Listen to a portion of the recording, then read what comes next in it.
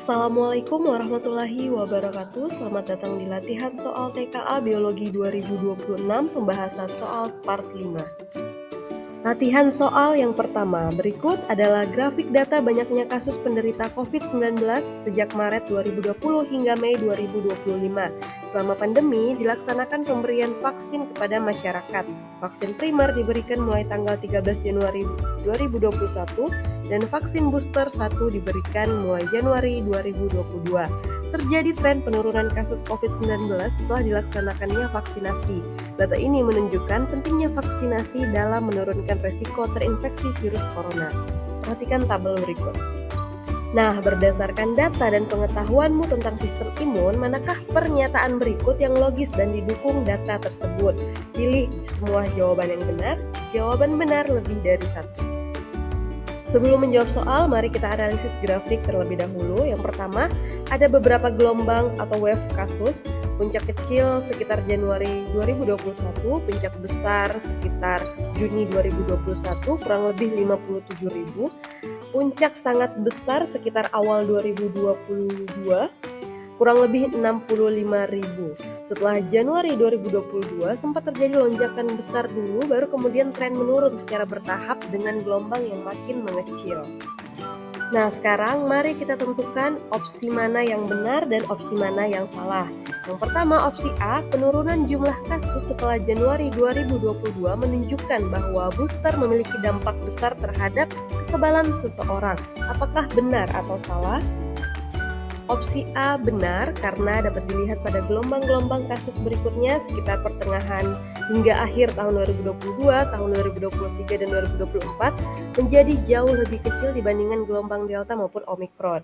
Ini sejalan dengan pernyataan pada teks soal bahwa terjadi tren penurunan kasus COVID-19 setelah dilaksanakannya vaksinasi dan menegaskan pentingnya vaksinasi termasuk booster dalam membangun kekebalan yang lebih kuat.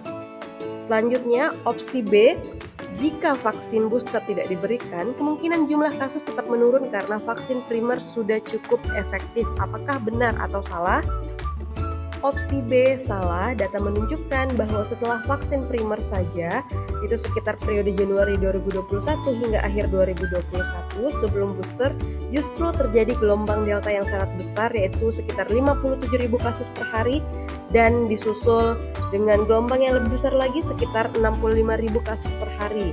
Nah, ini membuktikan vaksin primer saja belum cukup untuk menekan gelombang besar berikutnya, sehingga pernyataan bahwa vaksin primer sudah cukup efektif tanpa booster tidak didukung oleh data. Selanjutnya, opsi C, vaksin primer dan booster bekerja sama membentuk kekebalan kolektif sehingga menurunkan jumlah kasus secara bertahap. Apakah benar atau salah? Untuk opsi C benar karena pola grafik menunjukkan penurunan yang bertahap melalui rangkaian gelombang yang amplitudonya terus mengecil dari waktu ke waktu, sejalan dengan makin luasnya cakupan vaksinasi yaitu primer dan booster. Hal ini konsisten dengan konsep kekebalan kolektif yang terbentuk secara kumulatif bukan instan. Selanjutnya, opsi D, penurunan jumlah kasus terjadi secara alami karena vaksin primer menyebabkan virus tidak terlalu ganas. Apakah pernyataan tersebut benar atau salah?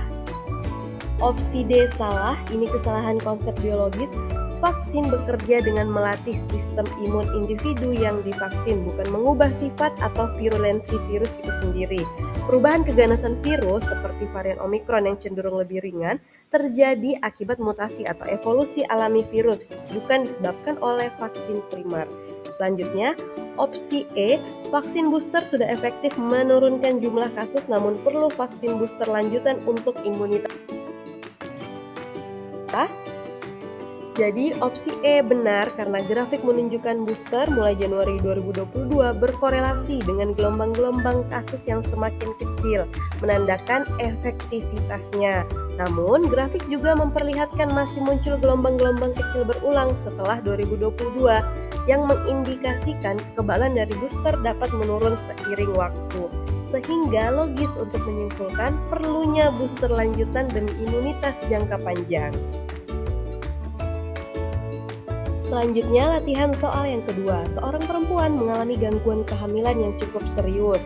Setelah dilakukan pemeriksaan, dokter menyatakan bahwa sigot tidak berkembang di dalam rahim, melainkan di luar rongga rahim. Kondisi ini dikenal dengan kehamilan ektopik atau hamil di luar kandungan. Dari kasus tersebut, tentukan benar atau salah untuk setiap pernyataan berikut mengenai penjelasan paling logis yang dapat mendukung diagnosis dokter terkait penyebab kehamilan ektopik tersebut. Sebelum menjawab soal, perlu kita ketahui beberapa informasi bahwa fertilisasi atau pembuahan sel telur oleh sperma secara normal terjadi di tuba Fallopi atau ovidum, tepatnya di bagian ampula. Setelah dibuahi, zigot akan bergerak menuju rahim atau uterus dibantu oleh gerakan silia pada dinding tuba Fallopi serta kontraksi otot tuba. Proses ini memakan waktu sekitar 3 hingga 4 hari. Jika zigot gagal mencapai rahim, misalnya karena tuba tersumbat, meradang, atau silianya rusak, zigot akan menempel dan berkembang di tempat yang salah, paling sering di tuba Fallopi itu sendiri. Inilah yang disebut dengan kehamilan ektopik.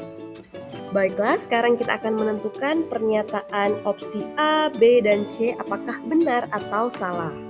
Yang pertama, opsi A, pembuahan tetap terjadi di tuba Fallopi, namun gangguan pada silia tuba menyebabkan zigot gagal mencapai rahim. Apakah benar atau salah?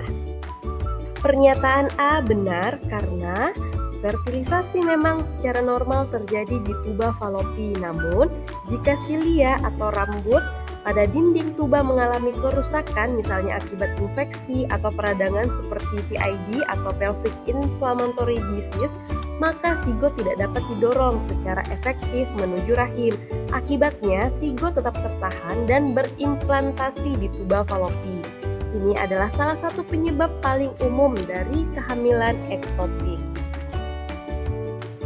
Selanjutnya, pernyataan B, zigot yang tertanam di tuba Fallopi menunjukkan adanya masalah pada mekanisme transportasi embrio menuju rahim. Apakah pernyataan ini benar atau salah?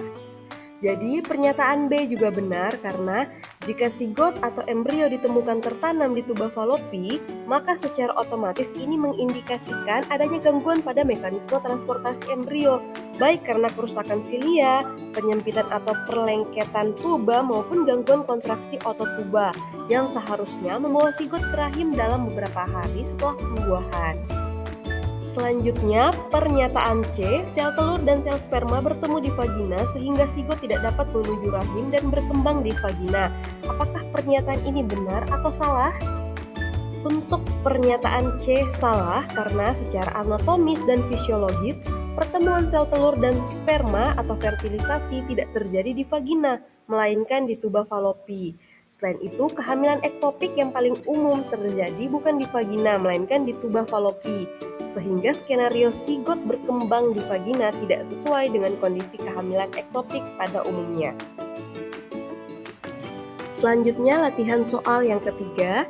Seorang petani jagung membeli benih jagung sebanyak 1 kg di toko pertanian. Harga benih jagung tersebut ternyata beberapa kali lipat lebih mahal dari harga jagung di pasaran. Karena alasan mahalnya benih jagung di toko pertanian, pada saat panen petani tersebut memilih jagung yang kualitasnya bagus untuk dijadikan benih. Tetangganya yang sudah pernah menanam jagung dari benih hasil panen sendiri memberikan nasihat agar tidak melakukan hal itu karena hasil panennya tidak akan bagus. Penasaran dengan ungkapan tetangganya, petani tersebut ingin membuktikan ucapan tetangganya. Tentukan kegiatan yang tepat dilakukan atau tidak tepat dilakukan oleh petani untuk membuktikan ucapan tetangganya. Baiklah, perlu kita pahami bahwa ini merupakan soal tentang metode ilmiah, khususnya prinsip variabel dalam eksperimen, variabel bebas, variabel terikat, dan variabel kontrol. Agar hasil eksperimen valid dan dapat dipercaya harus memenuhi kaidah berikut. Yang pertama, variabel bebas, yaitu variabel yang diuji. Misalnya pada kondisi ini adalah jenis benih, benih di toko, dan benih hasil panen sendiri. Selanjutnya, variabel kontrol, yaitu variabel yang harus dibuat sama. Misalnya pada kondisi ini yaitu jenis lahan, jenis pupuk, cara perawatan dan kondisi lingkungannya, serta faktor lain. Selanjutnya, variabel terikat, yaitu hasil yang diukur, misalnya kualitas atau hasil panen jagung. Kemudian, ulangan atau replikasi, yaitu harus menggunakan banyak sampel, bukan hanya satu, agar hasilnya representatif dan tidak dipengaruhi faktor kebetulan atau individu. Baiklah, sekarang kita akan menentukan pernyataan mana yang tepat dilakukan dan pernyataan yang tidak tepat dilakukan. Yang pertama, pernyataan A, menguji satu benih toko dan satu benih hasil panen di lahan yang sama, lalu membandingkan hasilnya. Apakah tepat dilakukan atau tidak tepat? Jadi untuk pernyataan A itu tidak tepat dilakukan karena meskipun lahannya sudah sama, tapi kegiatan ini hanya menggunakan satu sampel untuk masing-masing jenis benih. Satu tanaman saja tidak cukup untuk mewakili keseluruhan populasi benih, karena hasil satu tanaman bisa saja menyimpang akibat faktor kebetulan. Misalnya benih ini secara individu cacat atau benih ini unggul, sehingga ini tidak mencerminkan kualitas benih secara umum. Kemudian hasil penelitian dengan sampel N sama dengan 1 itu tidak dapat digeneralisasi dan tidak reliable secara ilmiah. Selanjutnya, pernyataan B, melakukan penanaman beberapa benih toko dan beberapa benih hasil panen di lahan yang sama tetapi diberi pupuk yang berbeda, lalu membandingkan hasilnya. Apakah ini tepat dilakukan atau tidak tepat dilakukan? Jadi untuk pernyataan B juga tidak tepat dilakukan walaupun kegiatan ini sudah benar dalam hal jumlah sampel karena menggunakan beberapa benih dan lahan yang sama. Namun terdapat kesalahan yang fatal yaitu pupuk yang diberikan berbeda antara kedua kelompok benih tersebut. Ini berarti ada dua variabel yang berubah sekaligus yaitu jenis benih dan juga jenis pupuk. Sehingga jika hasil panen yang berbeda tidak bisa dipastikan apakah perbedaan itu disebabkan oleh jenis buah atau disebabkan oleh jenis pupuknya, sehingga eksperimen ini tidak valid karena variabel kontrol yaitu pupuk tidak dijaga tetap atau konstan. Selanjutnya, pernyataan C, menanam beberapa benih toko dan beberapa benih hasil panen di lahan yang sama, diberi pupuk yang sama, kemudian membandingkan hasilnya. Apakah ini tepat dilakukan atau tidak tepat dilakukan? Nah, untuk pernyataan C ini tepat dilakukan karena kegiatan ini sudah memenuhi seluruh kaidah eksperimen yang baik, yaitu ada replikasi karena menggunakan beberapa benih pada tiap kelompok, sehingga hasilnya lebih representatif dan dapat dipercaya. Kemudian variabel kontrolnya terjaga karena menggunakan lahan yang sama, pupuk yang sama, sehingga memastikan faktor lingkungan tidak memengaruhi hasil. Dan hanya satu variabel bebas yang diuji, yaitu asal-usul benih, menggunakan benih dari toko dan benih hasil panen sendiri.